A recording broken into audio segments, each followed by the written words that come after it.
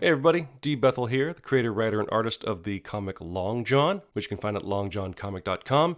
Here to talk about a recent post I made for a Sketch Friday on the website, where I participated in something called the Corner Box Challenge. This is a social media art challenge that I saw making the rounds. It was created by an artist named Rich Smith, and it's a really cool idea. It's about looking at these old corner boxes, these little rectangles full of tiny art they put in the top left corner of mostly Marvel comics, and I know a lot of other companies followed suit. But it always gave you a sense of like who was going to be in the comic and who the characters were, just to give you even more information about the comic you're about to pick up and read. And redrawing it in your style. You can be faithful or you can reinterpret it in your own vision, whatever you want. Being a huge X-Men fan, though, I, of course, started looking at those. The classic 90s one, Rich had already done on his social media, so I'm like, I can't do that. So I just started looking at old corner box art. I found this one from the original 1960s run of the X-Men, early on in the run. And thought this could be cool, especially because they're posed kind of interestingly. As I wrote about on the website, I can't just make art for art's sake anymore. Maybe when I was younger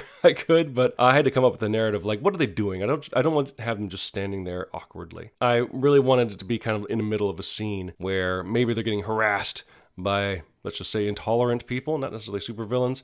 Iceman and Marvel Girl want to fight back. Cyclops here at the front is holding off for diplomacy, though is obviously at the ready to throw fists if needed. It was fun reinterpreting the poses with that idea in mind. Cyclops is pretty much straightforward as you can get here. With Marvel Girl, knowing that she eventually, Jean Grey eventually becomes the Dark Phoenix, I wanted to give a slight hint at that sort of confidence, I guess is the word, that the Phoenix Force brought her, and wanted to show her kind of embracing the power that she has, rather than how she was portrayed in a lot of the 60s comics as the damsel in distress. I had a lot of difficulty getting Iceman drawn, as you saw there.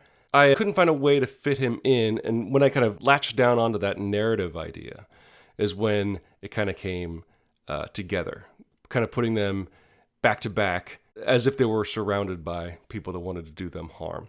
I added a bag, like a satchel, to Cyclops, which is something I did because, one, it echoes kind of his 90s costume with the bandolier that goes across his chest. But it's also something I've done in drawings past of Cyclops, where there's one I did as an old Sketch Friday of Leonardo and Cyclops, the two leaders of their respective teams, and I gave Cyclops the satchel with the idea that being a Boy Scout, for lack of a better word, a superhero Boy Scout, he's always got stuff. He needs to carry his stuff around so that he can be ready for whatever situation confronts him. But I pulled colors from the original corner box art and added that to here just to kind of give some continuity between the two drawings. And I ended up really liking how it turned out. I actually want to do more of these. And so it's mostly just a matter of combing through Google image searches of different corner boxes and seeing what lands. But I'm glad I got to start with the X-Men, and I hope you enjoyed it. So again, you can find my work at longjohncomic.com. And until next time, I'm D. Bethel, and thank you for watching me draw.